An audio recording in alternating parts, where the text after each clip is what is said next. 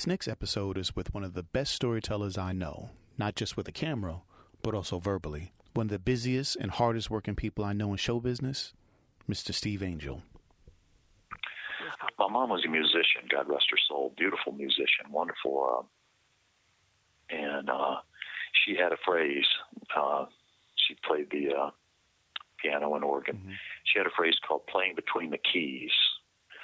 And musicians or people that played instruments would understand this. Mm-hmm. And I think there's an analogy that I can make here that I've made before, and forgive me if I've told you this one.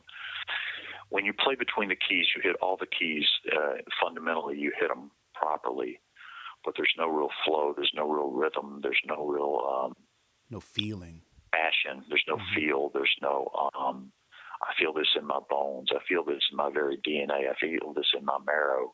This blues song is telling you exactly how I feel because Mary Lou just broke up with me, because John doesn't think I'm pretty enough, because, whatever, because this is the tastiest sandwich I've ever eaten, whatever it might be. And I think I liken that to some operators. Some people are very mechanical. Some people are very fluid. And I would say, what's the difference between you, Devin, with a guitar, and Carlos Santana with a guitar? You probably know, and I don't know if you play guitar or not, it's not important to the story. You know 3 chords, and you can play Wild Thing and play pretty well after a lesson or 3. But you can never tell the story that Carlos Santana can tell because he's played the guitar for 50,000 hours. Right. And that's no knock on you or your ability, or put me in that spot if you want to. Yeah, and, I'm just saying, but what some of these people that you've interviewed and will continue to interview are Carlos Santana's with a camera, not just in terms of camera gymnastics, but knowing when to let it breathe. Let it breathe. Let that chord play itself out. Yes. Absolutely. And you'll see people that are that way, and you'll see people that think this is a really cool job and it's a lot of fun and I want to do it, and they're very, very mechanical, and they are technically okay, but they don't really understand that what we're trying to do is tell a story. And telling a story may mean zooming as wide as you possibly can from the upper deck of Madison Square Garden and seeing the crowd erupt. Mm-hmm. Or it may be zooming in as tight as you possibly can because a guy has just gotten cut and his eye is giving him trouble and he can't really see. And he's not about to step into the batter's box. He's not about to step onto the football field. He's not about to go back out and skate another, hockey players might because they're crazy. But my point being is that if I can't see the backboard, I don't think I should be shooting my free throws. But you see stories of that all the time where people, what's the best way to tell the story? And that's, I think, what any and all directors and producers would try to do, and see how this game, and it is a game, mm-hmm. most of the stuff we cover are games, how it's going to play out. Did the guy step on the sideline?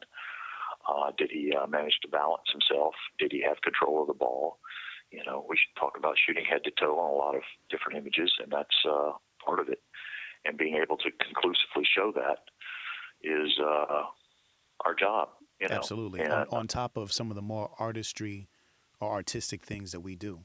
It's like you say, it's about picking your spots, because it can't all be art. Just because you're close in on the guy's eyes, if you can't tell if he's either safe or out, or if his foot was on the rubber, or if it's, like you say, in or out of bounds, and then seeing his eyeballs almost means nothing, even if it is a beautiful image with the sweat coming down, Yeah, no, absolutely. And knowing the game and knowing the storylines and knowing the sport are irreplaceable items. And I know that they want to eventually do away with all of us and replace us all with robotic cameras. And I think that would be a shame if that happens, because you can't see what's going on. The human element would be lost, even though there's humans running the robotic cameras. It's just different. And it's funny, you bring this up, and you're not the first person to say this. And admittedly, in talking to robotic operators, they're the first ones to say that them not being literally in the building, because they're essentially running their cameras like how production people are in trucks. They know that they're at a disadvantage because they cannot see everything that's happening. They tend to play off of us and listening to us who are out on the court or in the field to give them cues on where they need to be at. So it's I don't see how you couldn't. I think the only thing you could possibly do is set another camera up and just lock it off. Right. And even then, how are you going to operate one camera? Because, I mean, to your point, when we're talking about like chameleon eyes,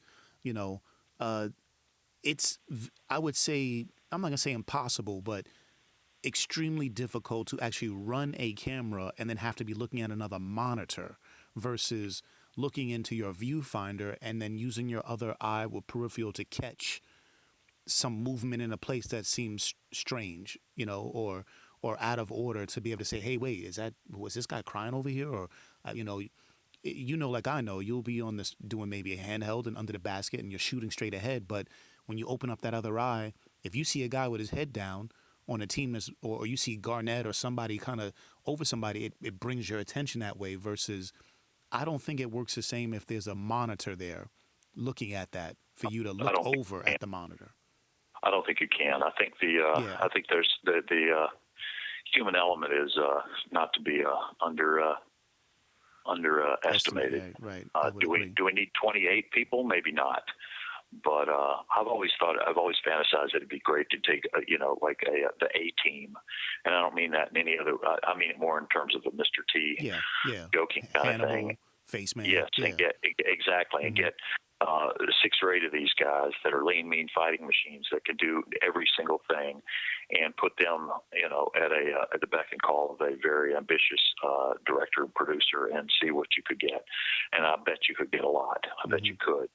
But I think the burnout would be fairly intense. Can I share one quick one? I was doing the finals. We had a whole bunch of cameras, high-end cameras, Super Mode 10 or 12, 15. To your point, I looked and saw, and I want to say it was in San Antonio, or maybe Golden State. I think it was Golden State. Forgive me. The far end, the other bench, with my open eye, I saw that they were working on somebody, and it looked to be down towards the end of the bench. And this is approximately, it's the other end of the basketball floor. And I said something on headset. I'm not shy about saying things at times if I see something that I think needs to be told. And they were working on LeBron James. He had cramps. That's right. And I don't know if you recall that image or not, but I didn't shoot it because it wasn't mine, but somebody else got it. I got the attention of the director, and next thing you know, this guy is not coming in the game or going back to the bench or something. And that was my contribution to that show. And I felt good about it. I don't think I had to replay that game. I did everything else I was dutifully told to do, and then some, and tried doing everything I could. The game just didn't come my way in terms of replays, and if it did, they used other sources, of which we had, let's say, 20 plus. Right. But I still felt good because I tried to contribute, and I think I did in that one instance because it was a critical point in the game. I don't know if you remember that or not. Yeah, absolutely, because it was a big deal in terms of, I'll go so far as to say that specific instance, because it happened more than once in his run in playoffs, I might be overstepping this a little bit or embellishing some, but I would tend to believe that when the NBA switched up the schedule to sort of space out the games, especially in the playoffs, it had a lot to do with the idea of if our number one guys, or guy in this case, is not able to perform because he's doing back-to-backs and going hard, playing 30, 40 minutes a game, maybe he needs a little more rest. Granted, everybody stands to gain off of this, because I do remember the idea was that it was crunch time, essentially, or a pivotal part of the game, and here he is working cramps out, of his legs, out of his thighs and whatnot, or calves, or whatever it was, Well, I would dare say I'd play a little bit of devil's advocate in that regard, that some of these guys are getting so close to crazy low levels of body fat that contributes on top of it. On top of that, absolutely. I had one time when the air conditioning did not work. I was going to say that was San Antonio. I was just about to say, wasn't that when the damn air was But that was I don't know that was the same. I don't think it was the same thing. But I don't think it was, because in San Antonio he pulled up, and he pulled up at my end, and at the last second I stopped because I was all ready to zoom in to my hero, or the guy who had made the shot. And there he stood at the baseline, 5-10 feet away from me, and I just stopped. I mean, I literally sent the image, or what's the word I'm thinking of, the impulse to zoom in to my hand, and I took my hand off my lens at the last second. And that's happened to me about 3 times in my life, and I was so thankful I did, because it was one of the first games I'd done handheld in a month or two. I was very fatigued, and I was sweating, just drenched, and thinking, man, am I out of shape? I mean, I was just pouring sweat, and it turned out that the air conditioning unit did not work in San Antonio, and everybody was sweating. Yeah, so the Texans could deal with it better. Than others, but he ended up cramping, and he just stopped right in front of our baseline, and that was so much more of the story than anything else that happened at the other end of the floor. But I still, just by doing my standard thing, I still almost missed it. Right. That makes any sense at all. Let me ask you this: Do you think that what we do ever mirrors sports, or in general, or at all? Yeah, it's sort of a yes, no, and if so, what are your feelings on that? I think we can. I think definitely it does. I would love for any and everybody to go online and find Hubie Brown's acceptance speech at the Basketball Hall of Fame, and he talks about the teamwork involved. And how he fed off of it, and he was initially a little disappointed that he was going to not be coaching again as much. He ended up going back to coaching Memphis, but how he drew incredible parallels from people that were willing to sacrifice, people that were willing to do a lot of dirty work, that people that were willing to work hand in hand, and he could draw parallels on 1,000 different levels to what we do in television with what they do in sports. He could say it a whole lot better than I ever did, and I was just in an absolute daze. And I remember seeing it on like ESPN 8, the Ocho or something. I mean, it was in mid-September, full-blown college football. Ohio State's playing somebody, Michigan's playing somebody, USC, UCLA. And in September, they were given the acceptance speeches for the Basketball Hall of Fame, and it brought me to tears. It was so wonderful and beautiful. In terms of, he talked about at length. He also had one that is worth the price of watching alone. He said, "There's a guy in the back who's telling me to wrap up. I'm 70 years old. I'm going to wrap up when I'm damn good and happy to do it," or whatever. Right. And it's one of those classic old guy. Hey, yeah, I'm going to say what I have to say. I'm only going to be put in this August association once. Right. I'm going to say what I have to say. And it's amazing, the parallels that he draws. And I think there is. I think there definitely is some. I think we can put more into it than we can always what's the word I'm thinking of? I can't think of it right now. We can sort of project. I mean, when somebody's sick and still does a great job at work, and they're not running on one leg like some of these athletes, but they're putting forth a Herculean effort, and when somebody's really not doing their job the way they should, and because they're hungover, and when somebody's doing the job they were meant to do, and they're doing an amazing job, and they're finding stuff, and they're looking around, and they're seeing great imagery on 1,000 different levels, and that they've really got their A game, and they're really bringing it. Absolutely. Which I will segue into my next question. What do you think chemistry is as it applies to the crew? When it comes to not just, obviously we're talking about sports and how it mirrors what we do in some ways, or we mirror them.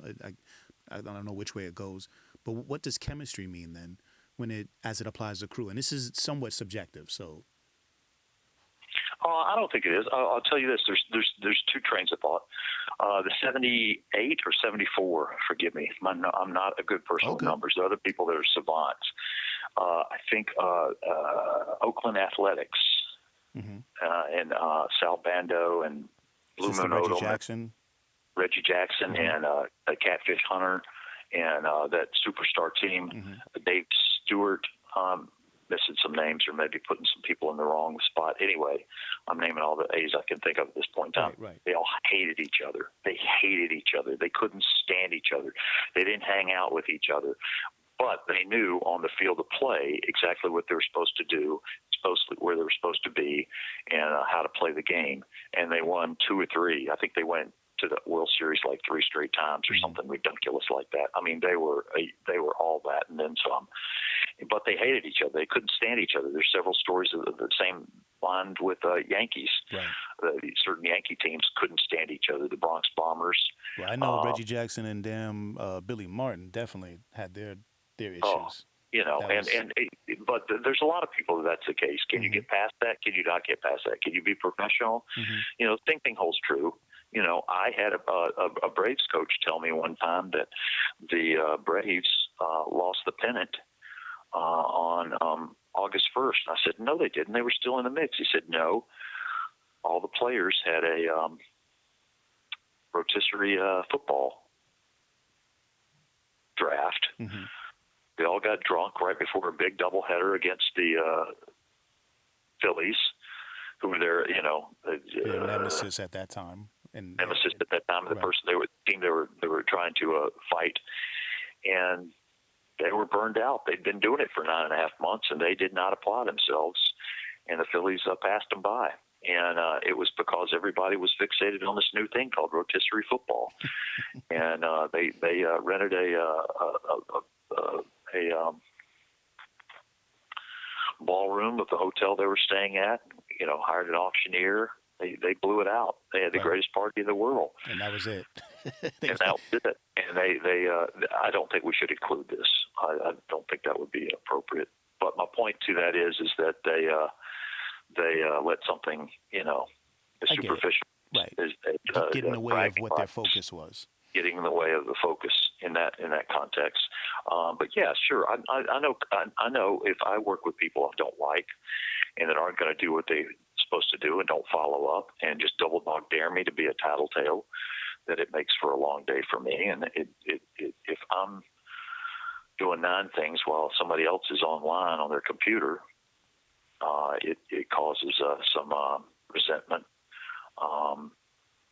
Ultimately, I think that you and I, or any of us, are shepherds trying to shepherd this story to the people who are watching. I think of the guy that's worked hard. I think of the guy that's or gal that's had a hard day and just wants to plop down, get his or her shoes off, and watch a ball game, and wants to see something mildly entertaining. And hopefully, we can provide that. Maybe it's something comical. Maybe it's a guy falling asleep in the dugout. Maybe it's a brilliant pitch, a tremendous home run, a thunderous dunk that you go, oh my goodness sakes alive. I did not know humans could do that. And that if we document it properly, then we've brought some joy to them. Are we solving cancer? No, not at all. But I think that we can help do our job if we do it properly. And chemistry certainly plays a role in that. And once again, like I say, sharing knowledge, and I see something that I can't get to, but you can, and you document that. There's joy in my heart because we've told the story. And directors, producers, yes, absolutely. And you know what? I've had numerous times where people said to me, and I've said to other people, I had no idea that was going on right behind me. Well, how could you? You don't have eyes in the back of your head. Well, no, I don't. But is there a game or games that stand out to you in terms of your most memorable, whether it be an image or an instance that something happened, or I've heard many different types of stories as to what made a game or certain games memorable for people. Is there something that stands out to you in your career? Oh, yeah, there's tons of them, but I want to go back to teamwork if I can for 1 second. Absolutely. And forgive me, I can't remember his last name, and it escapes me. I can see his face right now. He's a colleague of you, not named Tony in Los Angeles. Utility? Yes. I You know what? I don't know. I have to look it up my damn self, but I'll call him Tone. We always that's my dude too. Tony Yeah, he's amazing. He's amazing. Yes. Case in point, and I always try to do, our utilities are somebody that pulls a cable that allows us to move handheld cameras from position A to B, and the good ones, the really good ones, are worth their weight in gold. And I would always try to say, hey, I need to use your eyes, your ears, your nose, every sense of smell, whatever you've got, to help me tell these stories. I don't want to see a guy come back onto the court from getting his ankle taped up. Right.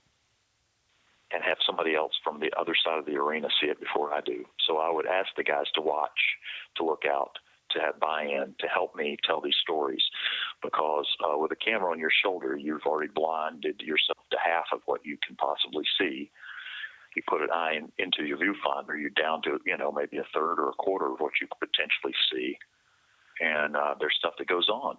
And it goes on right next to you and right behind you and right around you.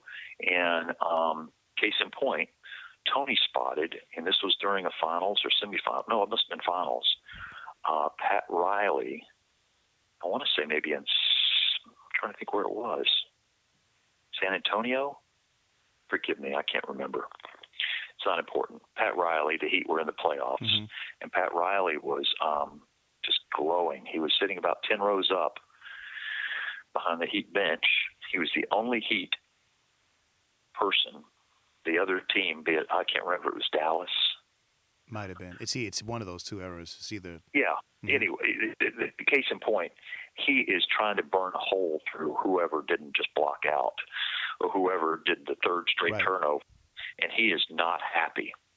And I had always said, if you see something, give me a light touch on the shoulder, nothing to bounce me. Mm-hmm. Tony came up behind me, gave me a light touch, and said, look at Riley. He's right behind the bench.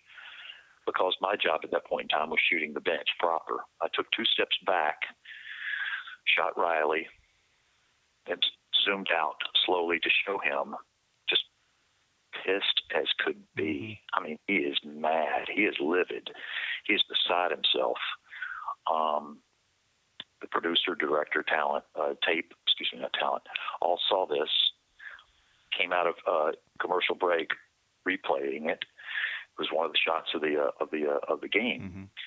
Mm-hmm. I got huge attaboys on over headset from all parties concerned. I went right to our director and said, that was not me. That was my utility. And he said, great. Who is an awesome utility? I got to second that. Say again? I said, who is an awesome utility? I got to second that. He doesn't just do, he's so good. I mean, at this point, I know we can barely get him anymore because he's doing all kind of other high-end things. Oscars, and rightfully so. Grammys, exactly. Everything, you name it. He's unbelievable. But my point is he not only did he buy in to what I actually had to say, but he actually helped me find one of the great images that I got of that series. And, no doubt they changed it up and turned it around. I think they ended up winning, but he was less than happy. And that one image of him not smiling, frowning and scowling in a basket full of other fans, not unlike the one UNC guy that ventures to go sit in the middle of the Duke crowd and everybody yells at him. It was about like that kind of imagery, if you will. Right.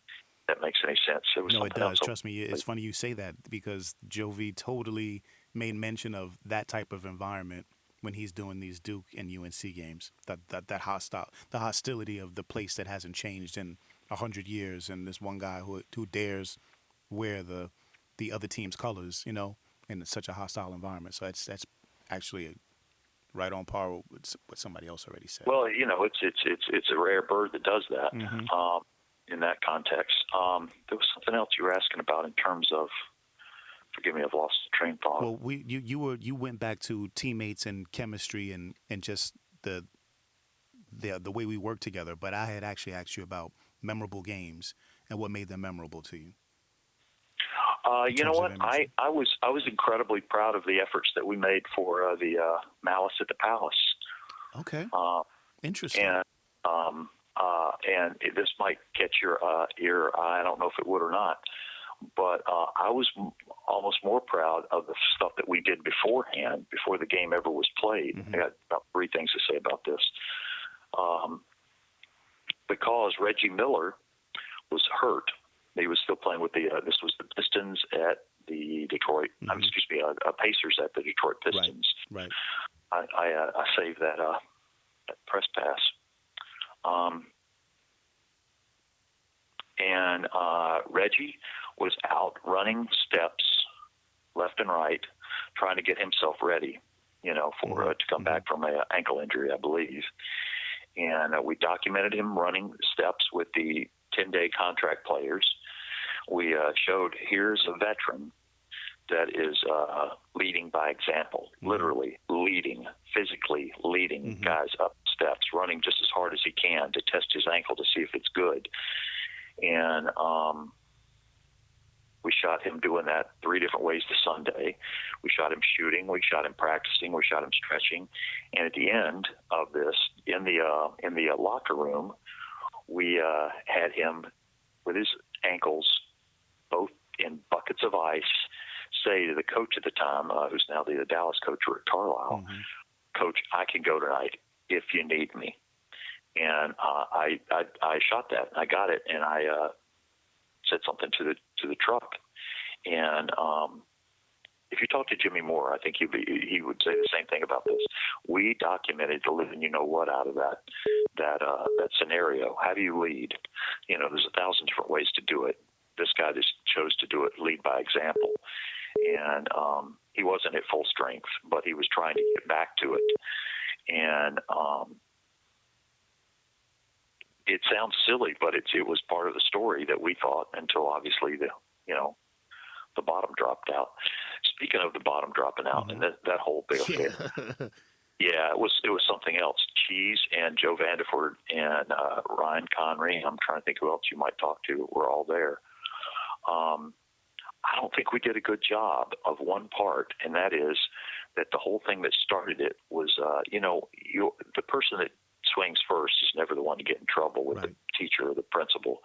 It's always the guy that swings second, and that's what Tony happened in this Avila. case. Tony Avila. I didn't want to mispronounce it, but Tony Avila. You're totally right. You're totally right. Mm-hmm. I hope I'm smiling. Tony is a great utility and a very hard worker. Absolutely. Thank you. I forgive me. I should have known his last name. No. I wanted to say it, but I didn't want to say it wrong. So I was like, you know what? I literally text him while we're doing this, and was like, "Hey, man, what? How do you say your last? Like, tell me your last name. Like, spell it for me." And that's funny. He texts me, or you will probably hear the beeping of him calling me, like, "Hey, what's up?" So I text him like, "Look, I'm doing this right now. I'm gonna call you later. I'll fill him in on what's going on." His ears are ringing. That's all. Gotcha. Well, he's all that and then some. No Always question. Has been. No question. And so you were saying his friend. Go ahead. No, I'm saying you were talking about not covering it that well. I didn't want you to. No, the fact is that Ron Artest had pushed the living you know what out of give a cheap shot to a Ben Wallace the play before at the other end of the court. So when all hell broke loose at my end, it looked like Ben had started it when in fact he hadn't. But that's neither here nor there. And I was proud of the fact of what we covered and how we covered it. And I won't go into too much detail. You can find some of that. Yeah, I mean, you can find it all online. Yeah. The NBA's quietly tried to get most of that stuff offline, just between us girls. Really? It's hard to. Yes, I've been told that. Interesting. About one person. Yeah, I thought so too. Especially in this I don't know. I don't know if there is.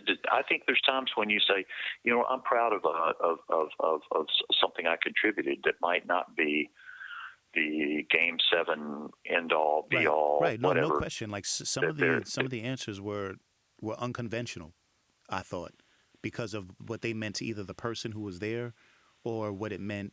For instance, I'll give you some of the ones I've heard already. Okay. The opening of the Superdome after Katrina. Okay.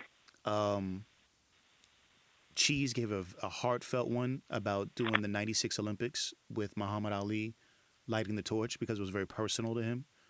I'm trying to think of another one that stood out. Obviously, the sports fan in some of our guys. They loved it when the Cubs won or when Pittsburgh won their respective championships. Someone mentioned even Cleveland because of the fact that they hadn't won jack shit in so long, that to be there for that was something that they could feel the goosebumps. So again, I was very surprised because they weren't. None of the games. I mean, aside from maybe Cheeses, a lot of the games were more.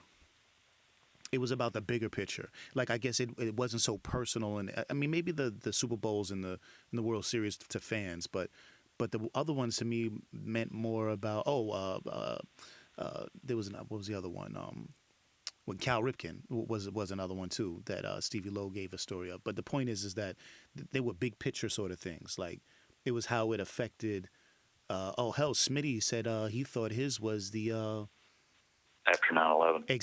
Exactly. So, like in that way, I was really pleasantly surprised that they were less personal to the person and more personal to the people, how they affected everyone. They felt the energy of everyone, and that's what stood out to them. So that's why I say it's very subjective. It could be an image, it could be just being someplace, it could be anything. But the Malice in the Palace is definitely one for the ages, for sure, because of just everything involved in it. Devin, everything. I think I was at every single event you just spoke of. I'm not surprised. This is why we're talking. I think I had an opportunity to go to the Cubs game. Mm-hmm. I didn't go because I had to work the next day. But I lined up a ticket because we were in Cleveland for a preseason game. That's right. Right across the way. Yeah, exactly. Mm-hmm. But I went to the what were the other ones you just spoke of? Katrina did that game. Right. The 9/11 game. 9/11 game I did not do. That's the one I did not do. But I've heard him speak of that before. Yeah. He's an amazing storyteller. Yeah, definitely. So he's a great cam operator, and a credit to our profession. And I went to the opening of the ceremonies as a fan. Gotcha. That was something special for me, especially being from Atlanta. Mm-hmm. Mm-hmm. And never put that into words. That was something else. And I got pictures. I got 6, 8, 10 rolls of film from that. I don't know. I don't know that I've thought about it before. Mm-hmm. I don't know what people would remember of me. I don't know.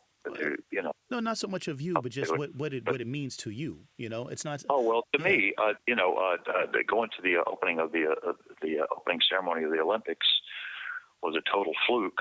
A guy I knew was a freelance photographer, shooter, jack of all trades. Somehow got his entries forms put in the night before, so he got more tickets than he knew what to do with. Mm-hmm. For the Olympics. I don't know, there was like 15 or 30 that got in, at midnight or something weird dynamic. I don't know exactly. It wasn't illegal. It wasn't, what everybody else in the free world did. And he had 2 tickets, and he came up to me when I was working at the Weather Channel and said, "Hey, listen, I'm about to ask Mary Lou over there, the beautiful blonde, buxom lass, if she'll go to opening ceremonies with her. Don't think she's going to go. If she says no, would you go?" And I went, "Absolutely." He goes, "Well, you'll have to pay for the ticket." I said, "I'll do it." You didn't have to wear a wig and a skirt, did you? I did not have to put makeup on or a lipstick at all. And I used this new technology called a cell phone, and the doctor had behind me, and called 5 or 6 different people. I kind of abused it, but I got to share it with them so they could actually hear the music going on and so on and so forth. And you never gave him back his phone, did you? I eventually did. He was not happy. He was happy to meet me and talk to me because he was from Atlanta as well. But after a while, he said, "Okay, that's enough. Don't run my battery all the way down." I didn't abuse it. I don't want to sound like that, but I called. Well, I'm joking with you because I figure you're still holding on to his phone because clearly you still have the same phone from 1996. Well, shout out to anybody that knows what I'm talking about. Yeah, that's we're going to edit that part out. But yeah, and I went to that, and that was pretty special because I think that's the only time in my life, barring a a new drug that I'll be able to see the Olympics in my hometown. And Muhammad Ali and Evander Holyfield and 100 other people that made it special. Clinton was there, and Clinton was crying. I thought that was pretty cool. Interesting. You know, not very often you see a president. And yeah, that was pretty special. Pretty neat. The whole world came. You know, and one of my life heroes was critical to us getting that, and that's Andrew Young,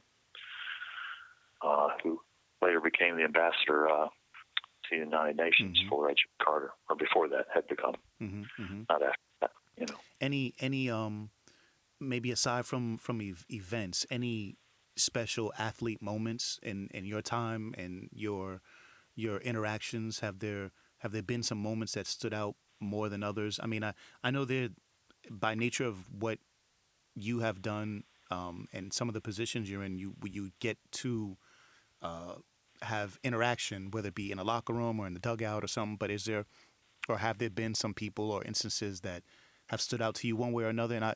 And it's whatever you can think of, to be honest. Well, there's a lot of stuff. There's a lot of things. There's a lot of times. First time I met LeBron James was a good experience. Okay.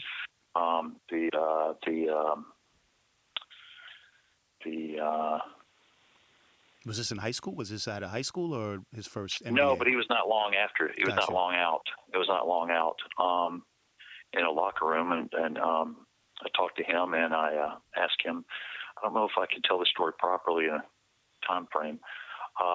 It was working a Friday night game in Philadelphia. He was in the visiting locker room. I asked him politely if I could get a bump shot of him.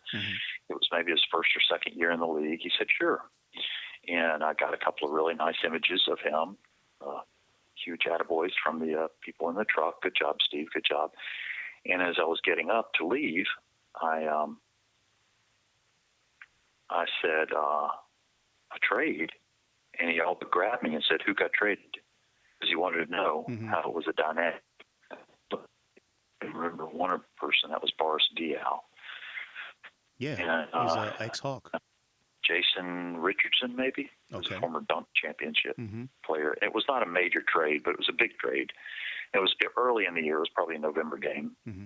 And at the end of it, as fate would have it, you know, what goes around comes around. There was an acquaintance of mine, a good friend, who later became a GM of the Cleveland Cavaliers. At the time, he was the assistant GM there, and his name was Chris Grant. He had worked for the Hawks. And I told LeBron, I said, do you know a fellow by the name of Chris Grant? He goes, yes, sir. And then I kind of did the talk to the hand, a white guy imitating a black woman. Oh, Lord.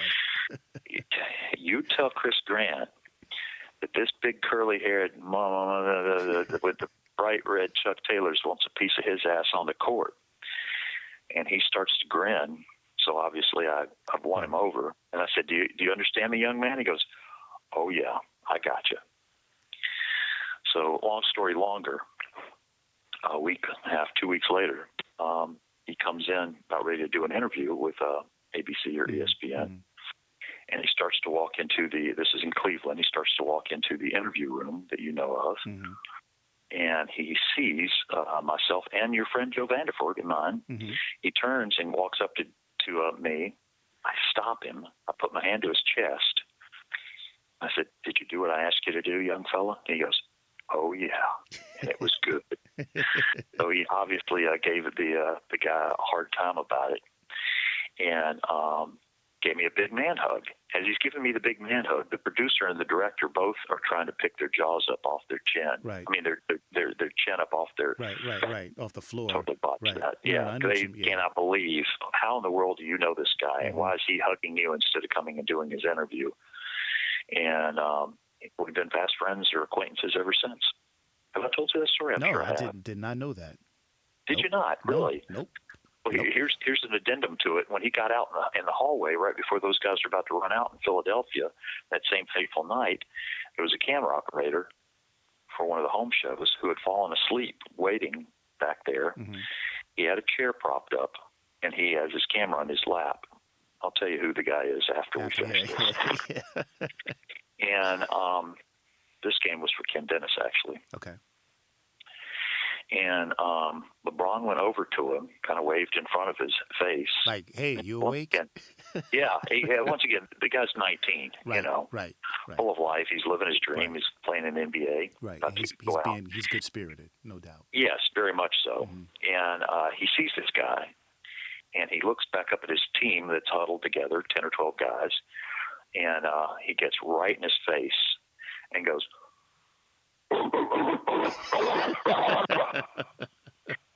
the guy's startled as could be, damn near drops his camera. LeBron runs and hides behind me and Zydrunas Ilgauskas, whose name I won't pronounce properly. Right. And he is giggling. Oh, Ilgauskas. Ilgauskas? He's hiding behind me and Big Z, and the guy just barely almost dropped his camera. And it broke up the tension. All the guys were laughing and having a good time. They said the Lord's Prayer, whatever they said before the game, and out onto the court. But I knew I had a friend at that point in time. He was always pleasant, always has been great to me ever since. I saw him last summer. I got one more thing I want to tell. Just a sidebar. One of the best images I ever got, I was working for Howie Singer at the Summer League 1,000 years ago. Who is the New York director? But shout out the New York Knicks director, excellent, par excellent. And he had helped me get out there to work with them. The day started, and LeBron had taken his talents to South Beach, back from to Cleveland. Gotcha. This was that. And I found in the smaller pavilion, Cox Pavilion, you've worked it. Seats about 3,000, 5,000 people maybe. Yeah, it's definitely just the small high school gym that the women play their games in, and that we play a lot of our summer league games in. These two kids and a dad. They're African American, and one kid has got a ice cream cone, and he is eating it like it's the greatest thing in the whole wide world.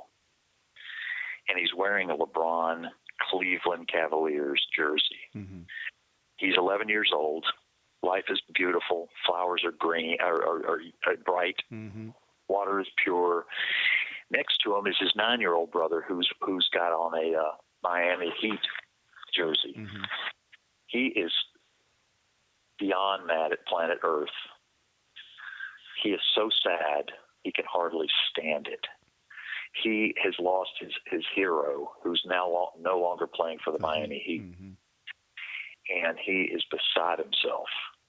And he knows, hey, it's not just so bad that my favorite player has left my favorite team, but that my big brother has got a Cleveland Cavaliers jersey on. I'm rocking Miami. And I'm rocking Miami. And I am going to hear it from this guy every minute of every day for the next X number of years. And it was one of my favorite images I ever shot.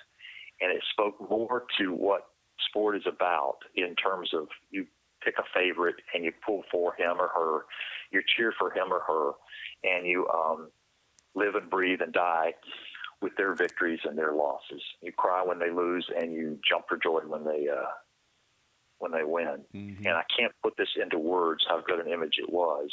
And it all came from not just me, because the image was there. I just was scoping out everybody in the stands that had jerseys on, which we do oftentimes. Right. And you get a very, very good imagery. And it was the very first shot of Sports Center that night. And it was, maybe it wasn't. It was the very first part of their report on LeBron signing, which was big news for him going back to Cleveland in that regard. And that had broken sometime in July. And it happened. And he later showed up in Las Vegas, as he oftentimes does for some league, in that regard. But and it was no words were spoken. I mean, the announcers obviously talked about it, but it wasn't like somebody saying, "I am champion of the world." Right. But it told the story better than all but maybe a handful of things I've ever shot in my life. And I was proud of that because I found it. And it was timely. It was timely. Right. And the kid in the Miami, his body language, he was slumped in his chair. He had his elbow up on the armrest. and he was just the self You know, sad. the other part of that story is he actually bought that jersey 5 minutes before he walked into that stadium. He may have spent his monthly or yearly or That's maybe right. birthday the week before, and I think that the dad either drove him over from L.A. or brought him from wherever, Right. and he was trying to console the sourpuss kid. The other kid was like, "Hey, life is beautiful. Right, the come up, this is the come great." up. This jersey was old 2 years ago. Now it's It's brand new again. new again. Yeah, I'm very happy. It's brand new I'm very, again. very. This ice cream tastes delicious, Dad. It tastes wonderful. What is this, And pistachio? I can't. Yeah, whatever it was, he was enjoying the out of it. He was just as happy could be.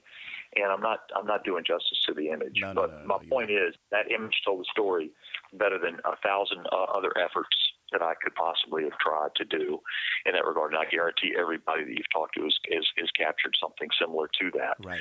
And some people are better at it than others, but still, it sometimes that loser sitting on the bench or the sad sack fan who's spent their entire disposable income to buy New York Mets season tickets. Mm-hmm. And lo and behold, I can't believe that so-and-so hit a home run in the bottom of the ninth, and now we're not going to the playoffs. Mm-hmm. The imagery conveys the story better than anything else. And that's not something that's technically on the field of play. I got an image for you. I think it's pretty wild. There was a game one time we did for TBS playoffs, and a guy named Jabba Chamberlain, and all the bugs in Cleveland. Yeah. Those damselflies. Out. Yes, and it was unseasonably warm towards the end of October, and they all hatched, even though they weren't supposed to hatch until the following April. And a zillion of these things, and they wouldn't bite. They were just light. They were attracted to sweat and light. Sweat, yes. And they got onto me a little bit. They did not get on, oddly enough. The Cleveland had two very dark-skinned believers, I guess maybe Dominican or Venezuelan. Yeah. And they managed, and it definitely impacted the outcome of the game. And I may be wrong on this, but I believe this was one of the last games that Victoria managed. But those damselflies are up his ass, though. I mean, I remember they were all over his neck. It was like they were growing on him.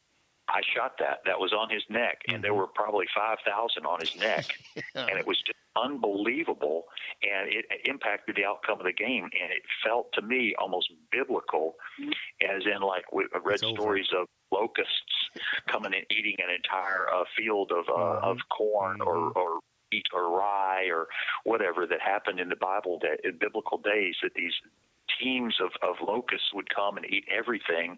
In the course of half a day, an entire village had been wiped out. Well, it impacted a catcher missed a ball, a guy swung, third strike, the guy, Grady something, got on first base. Anyway, Cleveland ended up winning the game on a fluke because people could barely see, and they actually literally allowed them to bring off and all kinds of Kill-Ray, XXX, insect repellent, Raid, all that kind of stuff out onto the mound. And it was so surreal because the sanctity of the mound, where you throw the pitch, you can never bring a foreign object or a foreign substance. They were bringing it like nobody's business because it was a playoff game, and they didn't want to stop the game. And these bugs were everywhere. They got into my viewfinder. They were getting onto me, but they weren't near as bad because I was trying my best not to sweat. But it was literally like 75, 80 degrees, which is unheard of. I don't know what the exact temperature was. No, I got you. Exactly. But it was literally, like I say, almost biblical because it impacted the outcome of the game, as if God had said, "No, Yankees, you shall not win today." Not this year. Yes, it was so strange, so bizarre, and I remember that vividly. And I shot a super tight shot of the guy at the back of the guy's neck, and he was trying his best to ignore him because you could sort of ignore them, but you couldn't really because they get in your eyes and ears and nose and mouth, and they didn't bite. They just lit. They just persisted. What'd you call them? What is the name of them? They were damselflies. There you go. I think that's right. And they said they would only be in, and because we're so close, we're very close to Lake Erie. Lake Erie or one of the tributaries right next to you know the. what? Because they've got that one tributary, like you say, that lit on fire a long time ago, and then Oh yeah, they'll never live that down. Exactly. We'll still talk about that. And bless them. I feel bad for my brothers and sisters in Cleveland on that. That's not fair. They're all right. They're all right. Oh, they're great. They've always been great to me. Yeah. Very few cities I've ever gone to, and I've gone to almost every one. I've gone to almost every arena or a stadium. Never did a baseball game in Seattle. I think it's the only one I haven't done a game. Mm-hmm. I think I've done all the NFL stadiums, and I would say, 29 out of 30 people welcomed me. They were very nice, very, very pleasant, very receptive. Speaking of which, what are the perks to what we do? I think you just that mentioned you're them. 5 feet away from people, that you get to talk to people, you get to see people, you get to. I got Samuel L. Jackson. I spoke to him on Christmas Day at the Laker game. Did he motherfucker? And asked him if he would be so kind as to say Merry Christmas. And he was very warm and very cordial to it. George Lopez did the same thing. Feliz Navidad. Mm-hmm. And several of those guys that we sort of said, hey, can we do this? And they went, yeah, sure. And asked a producer or director, and they go, why not? And you feel you contribute a little bit in that regard. Perks, I would say, are interesting if you're a sports fan. Mm-hmm. To get to see these people and see that they are just like you and I in some ways. They're arrogant in some ways. Mm-hmm. They believe in themselves when nobody else will. The reservoir of self-confidence is amazing and gives you hope that maybe you can tap fight into through that. something. Mm-hmm. Yeah. You could say, you know what, I'm going to keep trying. I'm not going to give up. There's you get a few frequent flyer miles. You have to be away from home. I'd say the perks are not that great in that regard. Some people would. For me, it's being a sports fan and getting to see these people and getting to talk to them and actually meet them and know them. I met Ray Allen in Japan one time doing a prelim tour before the Dream Team 2, I believe. Mm-hmm. It was going to be played. Where did they play that? I'm trying to think where. We were in Tokyo, and they were going to play in Australia. Gotcha.